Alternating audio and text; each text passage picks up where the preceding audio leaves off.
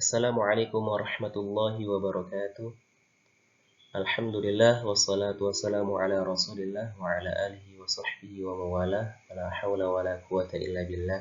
Rabbi israh li sadri wa yassir li amri wahlul 'uqdatam min lisani yafqahu qawli.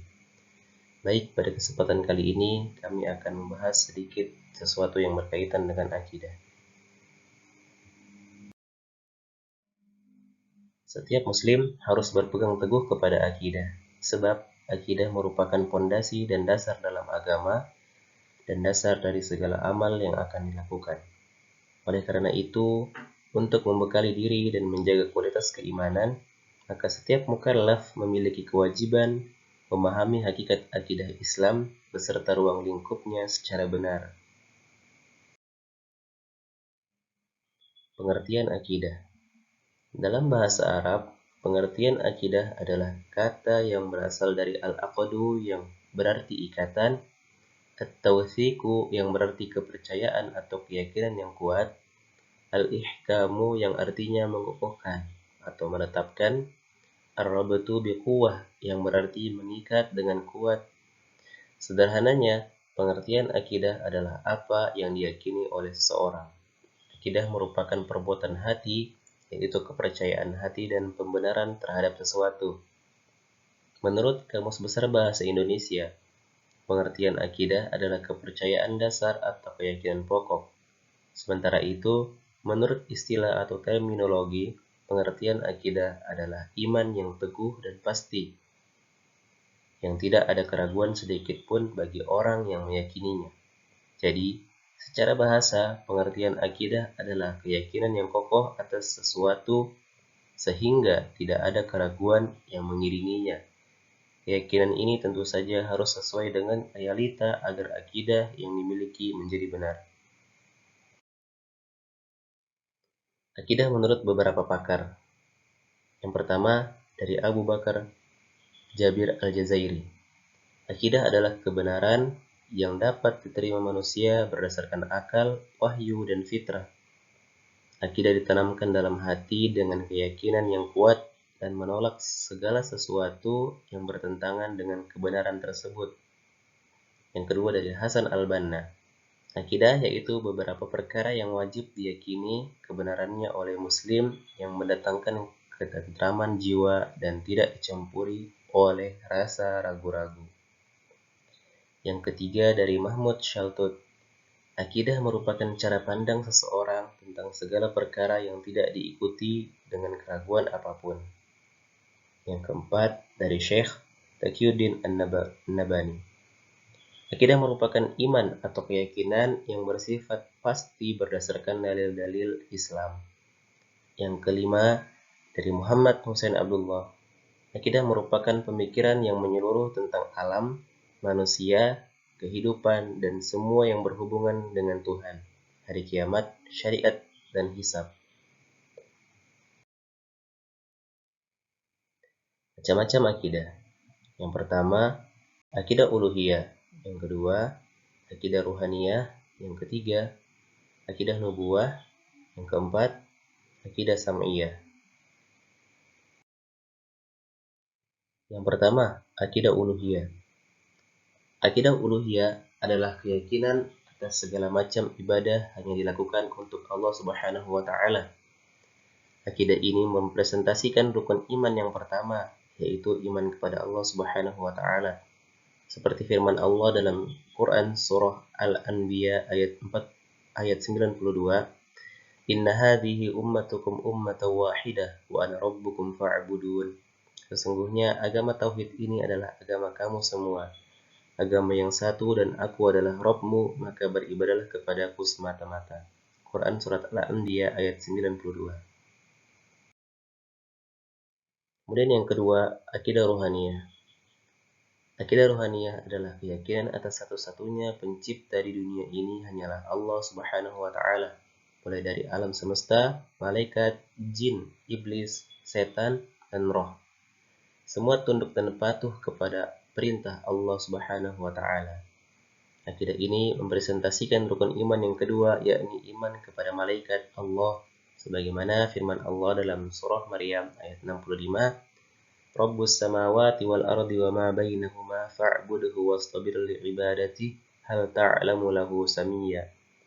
Rabb yang menguasai langit dan bumi dan segala sesuatu yang ada di antara keduanya, maka sembahlah Dia dan berteguh hatilah dalam beribadah kepadanya.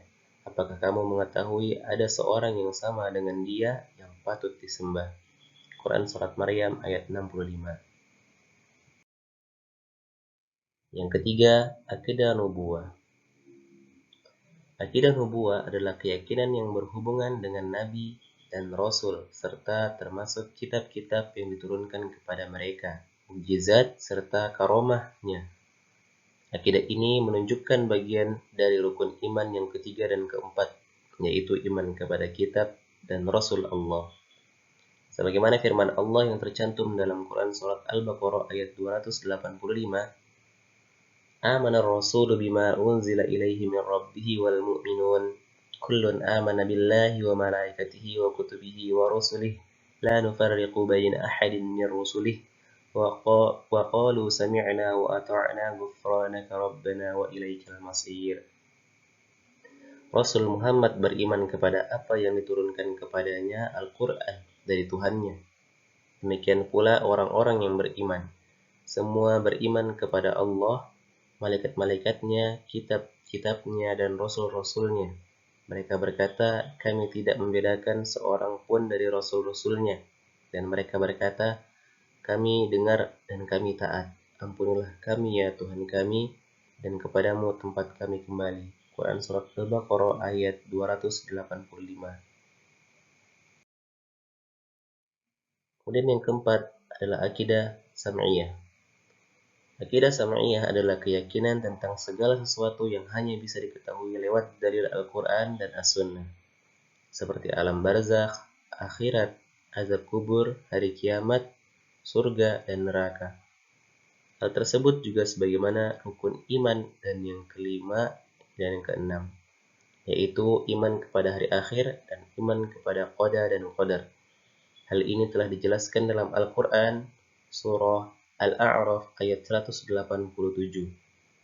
Yas'alunaka 'anis sa'ah ayyana mursaha qul innama 'ilmuha 'inda rabbi la yujalliha liwaqtiha illa hu thaqulat fis samawati wal ard la ta'tikum illa baghtah yas'alunaka ka'annaka hafiyyun 'anha qul innama 'ilmuha 'inda rabbi Qul innama ilmuha indallahi walakinna aktsaran nasi la ya'lamun. Mereka menanyakan kepadamu Muhammad tentang hari kiamat, kapan terjadi. Katakanlah, sesungguhnya pengetahuan tentang kiamat itu ada pada Tuhanku. Tidak ada seorang pun yang dapat menjelaskan waktu terjadinya selain Dia. Kiamat itu sangat berat huru-haranya bagi makhluk yang di langit dan di bumi. Tidak akan datang kepadamu kecuali secara tiba-tiba. Mereka bertanya kepadamu seakan-akan engkau mengetahuinya. Katakanlah Muhammad, sesungguhnya pengetahuan tentang hari kiamat ada pada Allah, tapi kebanyakan manusia tidak mengetahui. Quran Surah Al-A'raf ayat 187.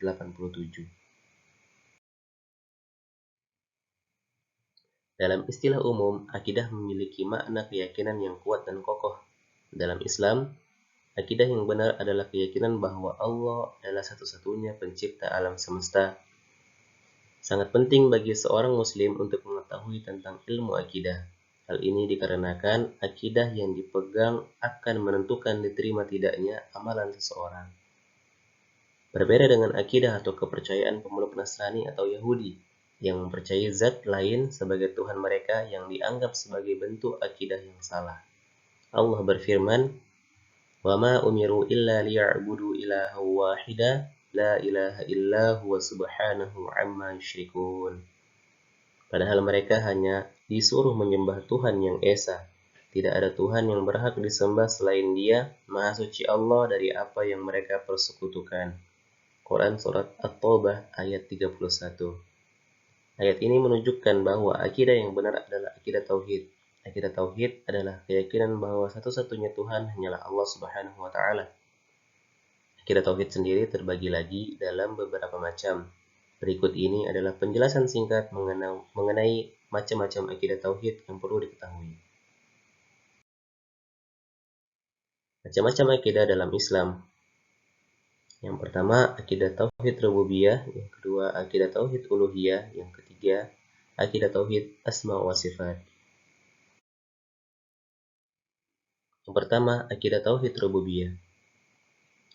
Akidah tauhid rububiyah adalah keyakinan bahwa satu-satunya pencipta adalah Allah Subhanahu wa taala. Allah berfirman, Rabbus samawati wal ardi wa ma bainahuma fa'budhu wastabir li ibadati hal ta'lamu lahu samiyya. Rabb yang menguasai langit dan bumi dan segala sesuatu yang ada di antara keduanya, maka sembahlah Dia dan berteguh hatilah dalam beribadah kepadanya. Apakah kamu mengetahui ada seorang yang sama dengan Dia yang patut disembah?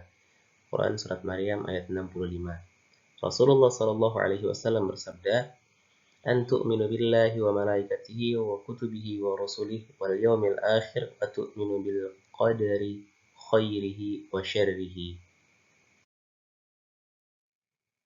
Iman itu adalah engkau yang pertama beriman kepada Allah, dua malaikat-malaikatnya, tiga kitab-kitabnya, empat rasul-rasulnya, dan lima hari akhir, serta enam beriman kepada qadar yang baik maupun yang buruk.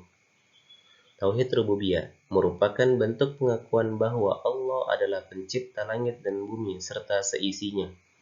Allah berfirman, Inna rabbakumullahu alladhi khalaqas samawati wal arda fi sittati ayyamin thumma stawa 'alal 'arsy. Sesungguhnya Tuhan kalian yaitu Allah, dialah yang menciptakan langit dan bumi dalam 6 hari, kemudian Dia beristiwa di atas arsy. Quran Surat Al-A'raf ayat 54. وَلَقَدْ خَلَقْنَا السَّمَاوَاتِ وَالْأَرْضَ وَمَا بَيْنَهُمَا فِي سِتَّةِ أَيَّامٍ وَمَا مَسَّنَا مِن لُغُوبٍ. Sungguh aku telah menciptakan langit dan bumi serta segala yang ada di antara keduanya dalam 6 hari dan aku tidak merasa capek. Quran Surat Qaf ayat 38. Yas'alu man fis samawati wal ardi kulla yawmin huwa fi sya'an. Semua yang ada di langit, di bumi selalu meminta kepadanya. Setiap hari Ia memenuhi semua kebutuhan makhluknya. Quran Surah Ar-Rahman ayat 29.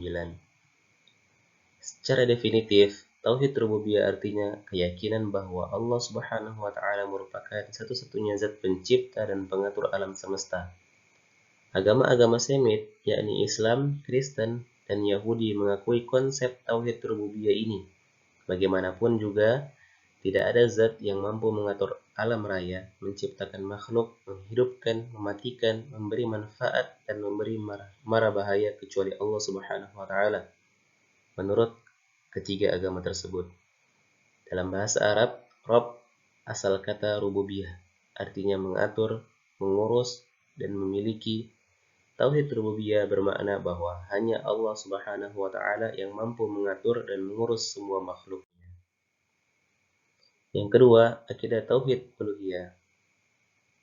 Akidah tauhid uluhiyah adalah keyakinan bahwa segala macam ibadah hanya dilakukan untuk Allah Subhanahu wa taala. Allah berfirman, Inna hadhihi ummatukum ummatan wa ana rabbukum fa'budun. Sesungguhnya agama tauhid ini adalah agama kamu semua, agama satu, dan aku adalah Rabbmu, maka beribadahlah kepadaku semata-mata. Quran Surat Al-Anbiya ayat 92. Syahidallahu annahu la ilaha illa huwal malaikatu wa ulul ilmi qa'iman bil qist. La ilaha illa huwal azizul hakim. Allah menyatakan bahwa tidak ada sesembahan yang berhak diibadahi dengan benar selain Dia, yang menegakkan keadilan. Para malaikat dan orang-orang yang berilmu juga menyatakan demikian. Tidak ada sesembahan yang berhak diibadahi dengan benar selainnya, yang Maha Perkasa lagi Maha Bijaksana. Quran Surah Ali Imran ayat 18. Segala macam perbuatan atau ibadah diniatkan hanya untuk Allah Subhanahu wa taala. Bahkan ketika kita makan sekalipun, hendaklah diniatkan karena Allah agar menjadi amal ibadah dan bukan hanya sekedar sebuah kegiatan biasa saja. Tauhid uluhiyah merupakan keyakinan bahwa hanya Allah Subhanahu wa taala merupakan sesembahan yang benar Tidak ada zat yang layak disembah kecuali Allah Subhanahu wa taala. Dengan demikian, manusia hanya patut beribadah dan menyembah kepada Allah Subhanahu wa taala. Tauhid uluhiyah berarti menyembah Allah dalam ibadah yang disyariatkan seperti salat, puasa, zakat, haji, nazar, berkurban, rasa takut, rasa harap, dan cinta. Maksudnya, semua itu dilakukan karena umat Islam melaksanakan perintah dan meninggalkan larangannya sebagai bukti ketaatan dan semata-mata untuk mencari ridho Allah. Yang ketiga, akidah tauhid asma' wa sifat. Jenis akidah yang terakhir adalah akidah tauhid asma' wa sifat.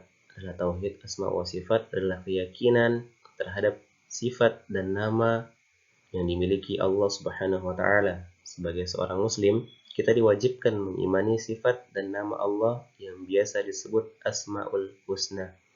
Allah berfirman dalam Quran surah Al-A'raf ayat 180, "Walillahil asmaul husna fad'uuhu biha wa dharul ladzina yulhiduna fi asma'ih sayujzauna ma kanu ya'malun." Hanya milik Allah Asma'ul Husna, maka bermohonlah kepadanya dengan menyebut Asma'ul Husna itu dan tinggalkanlah orang-orang yang menyimpang dari kebenaran dalam menyebut nama-namanya. Nanti mereka akan mendapat balasan terhadap apa yang telah mereka kerjakan. Syekh Abdul Aziz bin Baz rahimahullah berkata, adapun tauhid asma wa sifat maknanya adalah mengimani semua yang tertera dalam Al-Quran dan hadis-hadis sahih dari nama-nama Allah dan sifat-sifatnya. Kita menetapkan nama-namanya dan sifat-sifatnya tersebut untuk Allah Subhanahu wa taala sesuai dengan keagungannya. Dalam tauhid asma wa sifat, pengesaan ini berkaitan dengan nama-nama dan juga sifat-sifat yang dimiliki Allah Subhanahu wa taala. Akan tetapi, pemberian nama dan sifat ini tidak dilakukan dengan sembarangan. Penggunaan nama-nama dan juga sifat-sifat Allah harus sesuai dengan apa yang sudah Allah tetapkan dalam Al-Quran ataupun yang pernah disebutkan oleh Nabi Muhammad SAW.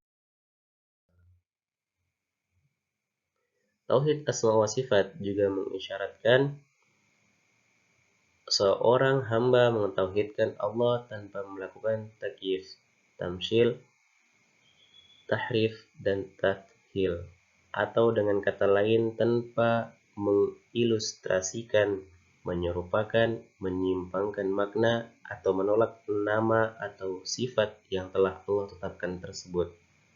Kaidah tentang nama dan sifat Allah. Agar bisa memahami tauhid asma wa sifat dengan baik, ada beberapa kaidah dasar yang harus dipahami seorang muslim, yaitu nama dan sifat Allah merupakan yang sifatnya taufiqiyah, artinya harus berdasarkan wahyu baik dari Al-Quran atau As-Sunnah. Kemudian, keyakinan tentang sifat Allah harus seperti keyakinan tentang zatnya.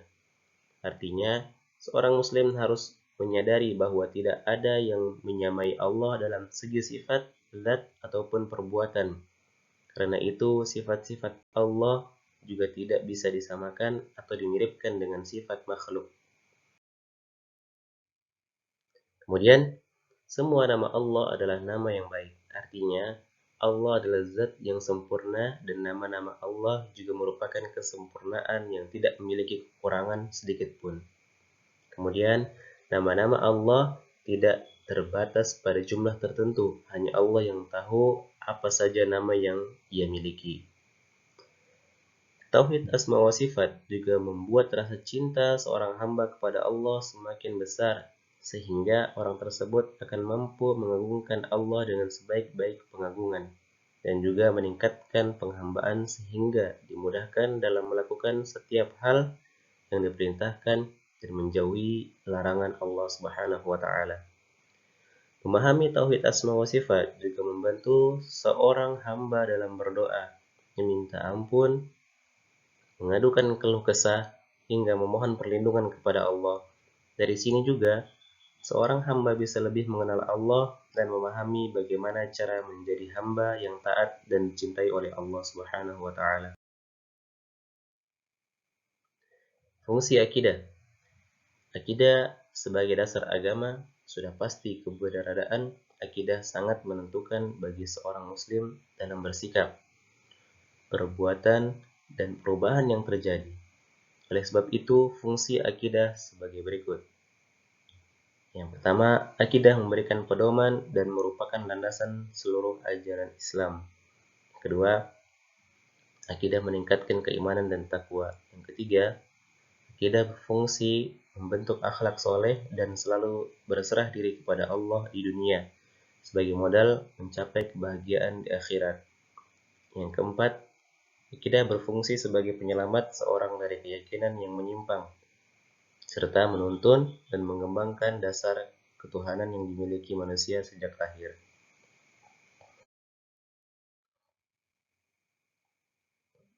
Pentingnya akidah dalam kehidupan. 1. Akidah adalah kewajiban yang paling besar bagi setiap muslim, karena hal ini yang paling utama dimiliki oleh manusia. Sebagaimana dari Ibnu Umar bahwa Rasulullah SAW bersabda, "Aku diperintahkan untuk memerangi manusia sampai mereka bersaksi bahwasanya tidak ada ilah atau Tuhan yang berhak disembah kecuali Allah Subhanahu wa taala, dan bahwasanya Muhammad adalah utusannya." Quran, hadis riwayat Bukhari dan Muslim. Yang kedua, akidah adalah satu-satunya yang akan merealisasikan keamanan, kebahagiaan, dan kesenangan hakiki serta menyelamatkan manusia sebagaimana firman Allah berikut ini. Tidak ada barang siapa menyerahkan diri sepenuhnya kepada Allah dan dia berbuat baik, ia mendapat pahala di sisi Rabb-Nya dan tidak ada rasa takut pada diri mereka dan mereka tidak bersedih hati. Quran Surah Al-Baqarah ayat 112. Yang ketiga adalah sebab tercapainya kekuasaan di muka bumi dan tegaknya daulah Islam, negara Islam, sebagaimana firman Allah Subhanahu wa taala, "Sesungguhnya telah kami tetapkan dalam kitab Zabur, telah tertulis di dalam Az-Zikr, Lauhul Mahfuz, bahwa sesungguhnya bumi itu diwariskan bagi hamba-hambaku yang soleh." Quran Surah Al-Anbiya ayat 105.